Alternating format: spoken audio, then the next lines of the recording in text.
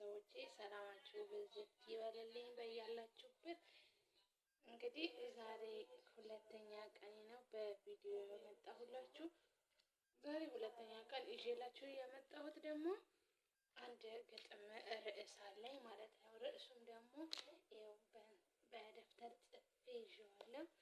እንግዲህ ትንሽ አጠር ያለች ለማዳም ቅመሞች የሚሆን ብቻ ማለት ነው፣ ለእኛ ለሴቶች ነው። እንግዲህ እሱን ምንድን ነው ብትሉኝ አገሬ ጠጅ ነች አገሬ ጠጅ ነች ይላል እና ደግሞ ግጥሜ ርዕስ ማለት ነው ልጆቿ ብርሌ አንገቴ እያነቁ የሚቀጥሯት ሁሌ። እንግዲህ ለማዳም ቅመሞች ነው ይሄንን ያመጣሁት። እንግዲህ ሀሳብ አስተያየታችሁን ደግሞ ኮሜንት ላይ አስቀምጣችሁልኝ ኮሜንት ላይ እንድታስቀምጡልኝ በፍቅር ጠይቃችኋለሁ። ለእኔ ቤት አዲስ የሆናችሁ ሼር፣ ሊንክ፣ ሰብስክራይብ ማድረጉን እንዳትረሱ። እንደዚህ ያልኩት ደግሞ እንደ ራሴ ሀሳብ እንግዲህ ከሀገራችን ተሰደን ከመጣን በኋላ የተባልነው ነገር ሁላ ታዛዥ እንደሆነን ግዴታችንን መወጣት በማታ ተነሱ፣ ሌሊት ነው፣ ራበን ጠማን የለም። ለእኛ ለማዳም ቅመሞች ነው ይሄኛው። ራበንም የለም ጠማንም የለም አልችለውም የለም። ለዛ ነው አንገት እያነቁ የሚቀጥሯት ሁሌ ያልኩት ማለት ነው። እና እንግዲህ ስቃይ ብዙ ነገሮችን እናሳልፋለን። ብዙ ነገሮችን ውጣ ውረዶች ይኖርብናል። እነዛን ሁላ ተቻችለን ከሀገራችን ፓስፖርት ስናወጣ ራሱ በጣም ያደክመናል እላቸዋለሁ። እና ፓስፖርት ለማውጣት እኔ 1 ዓመት ከምናምን ፈጅቶብኛል ባጭሩ ማለት ነው።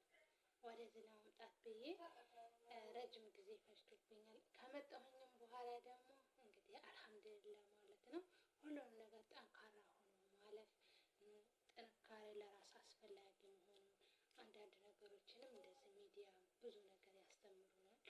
እነሱንም እንማራለን። እነሱም አንዳንድ ነገሮችን ስናይ ስንሰማ ለእኛ ራስ ጥንካሬ ይሆነናል እንደማለት።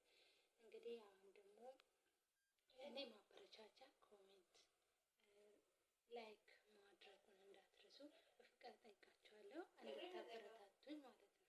ማበረታት አለባቸው። ራስ በራሳችን ብናድግ ምን ይመስላችኋል? እንግዲህ ዛሬ የመጣሁት ለሁለተኛ ቀን ነው። ከዚህ በፊት ግን ምግብ ነበረ የምፖሳስተው። ምግቡም ደግሞ ስቀርጽ አልተመቸኝም። ስልኬ እየወደቀብኝ ነው። ስልኬ ደግሞ በዛ ከተሰበረ ቻናሌ በዛው ጠፋ ማለት ነው። ሰብስክራይብ እስከዛ ድረስ አንዳንድ የሰበሰብኩትን እላቸዋለሁ። ለዛ ነው አሁን እንግዲህ ማበረቻቻ ኮሜንት አሁን መሆኑን በድጋሚ ጠይቃቸዋለሁ። አሁን የምለውን እሱ ነው። አበረታቱኝ።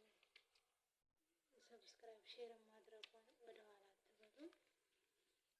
ሀሳብ አስተያየታችሁን ደግሞ ኮሜንት ላይ አስቀምጡልኝ።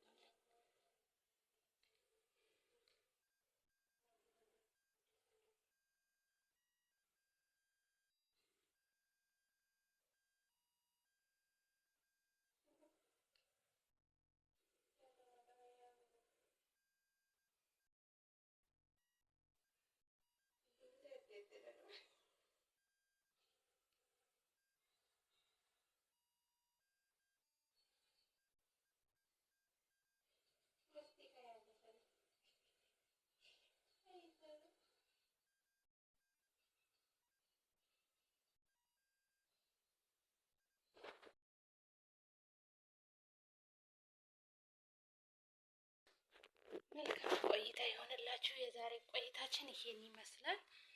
ደህና ሁኑ። እንግዲህ ሰላም ቆዩልኝ።